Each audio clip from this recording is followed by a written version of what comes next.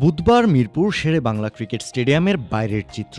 চিলমুডে সেখানে ঘুরছেন বাংলাদেশ দলের ৩ ফরম্যাটের ক্যাপ্টেন নাজমুল হোসেন শান্ত। কিন্তু এই সময় তো তার মাঠে থাকার কথা, ঢাকায় নয় বরং চট্টগ্রামে থাকার কথা ছিল শান্তর। কেননা ১৯ জুলাই চট্টগ্রামে শুরু হওয়া ৩ দিনের প্রস্তুতি ম্যাচ তখনও চলমান। বেশ কিছুদিন ধরে গলার সমস্যায় ভুগছেন নাজমুল শান্ত। এ কারণে যোগ দিতে পারেননি চট্টগ্রামে বাংলাদেশ দলের প্রস্তুতি ক্যাম্পে। ২৫ জুলাই লিটন সৌম্যরা চট্টগ্রাম গেলেও চিকিৎসার উদ্দেশ্যে থাইল্যান্ড গিয়েছিলেন নাজমুল শান্ত।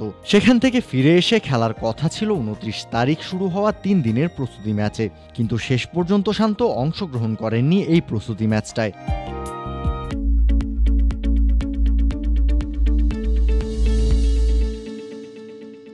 মূলত পাকিস্তান সফরকে সামনে রেখে নিজেদের মধ্যে ম্যাচ খেলে ক্রিকেটাররা ঝালিয়ে নিচ্ছেন নিজেদের। আগামী ১৭ই আগস্ট বাংলাদেশ দলের পাকিস্তান সফরে যাওয়ার কথা রয়েছে। সফরে আইসিসি টেস্ট চ্যাম্পিয়নশিপের অধীন ২টি টেস্ট খেলবে বাংলাদেশ পাকিস্তান। রাওয়ালপিন্ডিতে ২১শে আগস্ট শুরু হবে প্রথম টেস্ট, করাচিতে দ্বিতীয় টেস্ট শুরু হবে ৩০শে আগস্ট। টেস্টে ব্যাট হাতেও চলতি বছরে খুব একটা ছন্দে নেই নাজমুল শান্ত। ২০২৪ সালে বাংলাদেশ টেস্ট ম্যাচ খেলেছে মাত্র ২টা। যে ২ ম্যাচে শ্রীলঙ্কার বিপক্ষে ৪ ইনিংসে শান্ত রান করেছেন ৫, ৬, ১ এবং ২০। পরিসংখ্যানই বলছে টেস্টে আরও ধারালো ব্যাট করতে হবে ক্যাপ্টেনকে।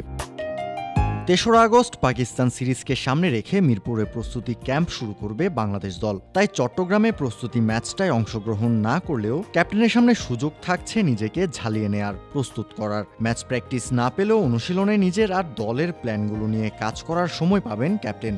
বিশ্বকাপ ব্যর্থতা ঘুচিয়ে এবার বাংলাদেশ দল এবং দলের ক্যাপ্টেন শান্তর সামনে নতুন চ্যালেঞ্জ, সামনে এগিয়ে যাওয়ার। কাউসার শান্ত, ক্রিক ফ্রেঞ্জি।